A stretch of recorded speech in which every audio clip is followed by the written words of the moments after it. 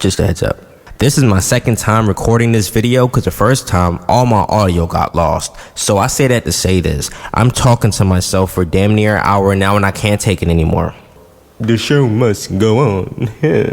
Hey, what's up everybody? It's Rezy Roszalez, the Black Rican Problem, also known as your favorite artist you should have heard of by now. Welcome back to Hip Hop Recognition Month. Every Thursday you can find me here talking about one of my projects up until the month is out. This week, as I said before, we're talking about Flavor Shop Pack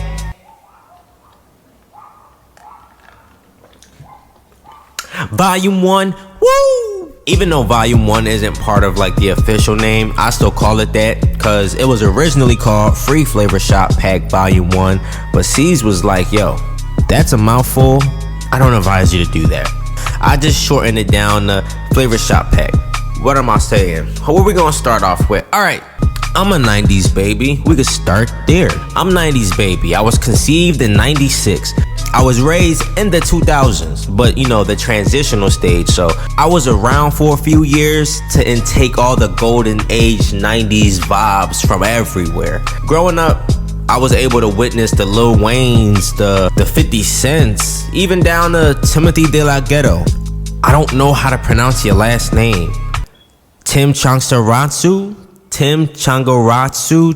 I don't know, bro. But Traffic. There we go. Traffic. I was there for his mixtapes. Drake, comeback season, top 3 Drake projects. Argue with me. Put in the comments below.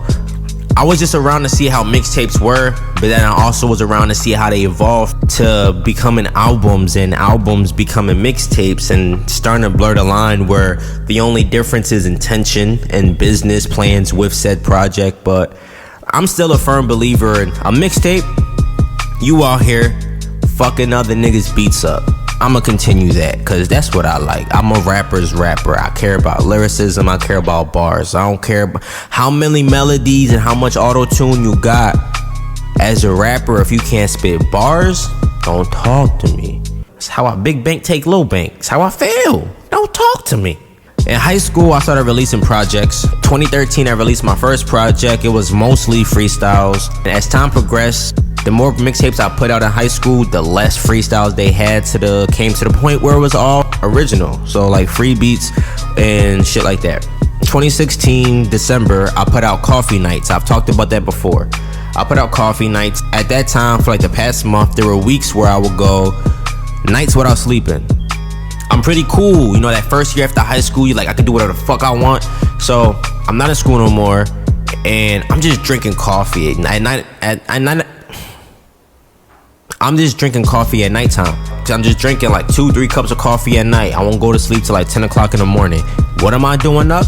I'm watching TV, playing video games, working on music, just regular leisurely activities. Just caffeine driven insomnia. That's a project that got seized like this bowl different. But yeah, so between then and Patience, I was writing a bunch of freestyles and a bunch of different material because hint, every song that's written doesn't get recorded.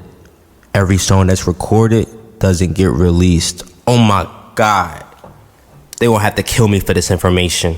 After Patience dropped, as you know, between March 2020 to February 2021, I released a piece of music every single month. It was springtime of 2020, and I'm like, yo, I want to put a project together, like, fuck it. Around spring, I had 3 freestyles. Around spring, I had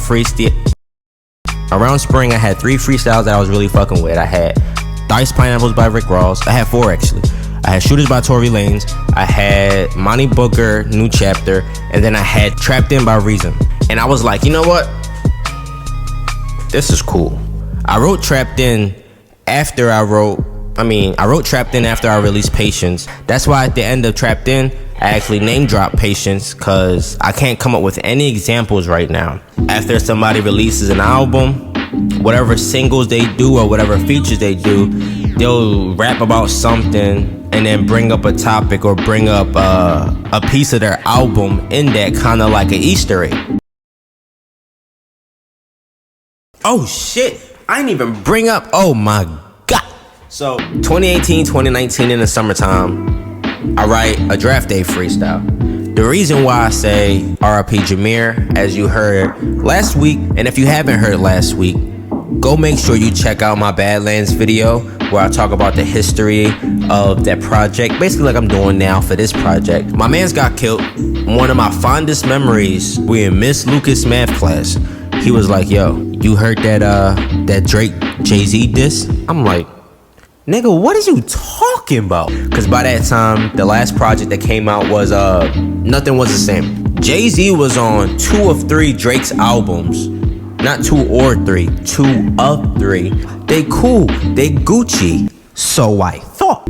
So he was like, no, they beefing. And Drake just released a diss track called Draft Day. I go home, I do my research, and then I get met with some of the best soul Lauryn Hill chopped up samples in my life.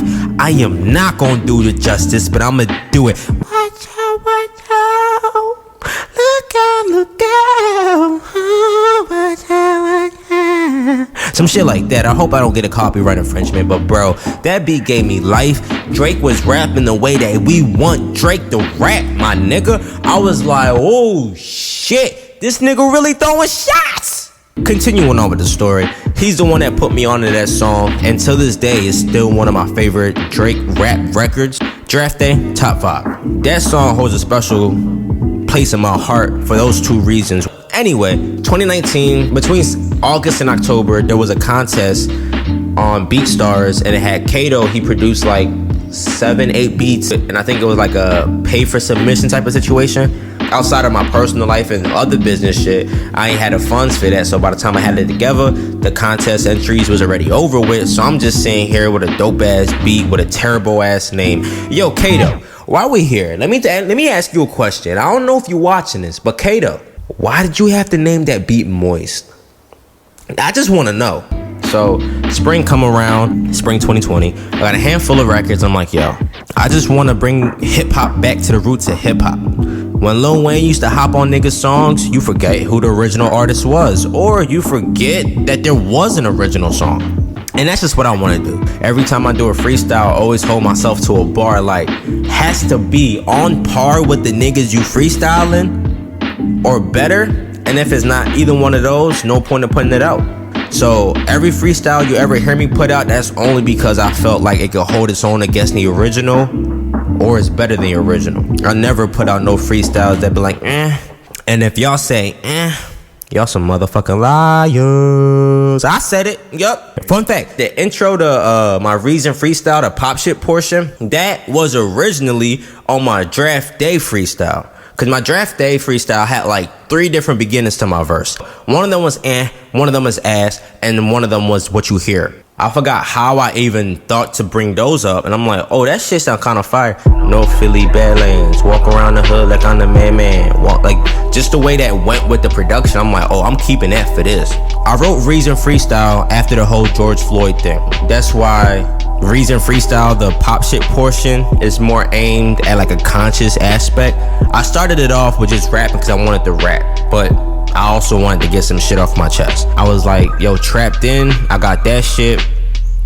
That shit's fire. I'ma just combine the 2, and that's what I did. You can actually hear Beef editing it in the background of my IGTV video, Cooking with Beef. Out of every record I released between 2019 and now, New Chapter Freestyle is the oldest. I wrote that back in 2016. I wrote that first as lyrical exercise, and then I started falling in love with it as time progressed. I'm like, yo, I need this. So I put that on there. W.A.M, which is Moist, Reason freestyle, Draft Day freestyle, and I'm like, alright. I had my last mixtape was a coffee-based mixtape. I love coffee. Like 2019, 2020, every single day. Outside of the weekends, but like all the work days, business days, coffee, Dunkin' Donuts. I'll wake up in the morning, go about my morning routine. By 10 o'clock, I'm at Dunkin' Donuts with my iced coffee if it's the summer, or my hot coffee if it's the winter. Here's a pro tip for anybody making music, especially singer/vocalists. Never drink milk. Don't eat or drink dairy while you're recording or before you record.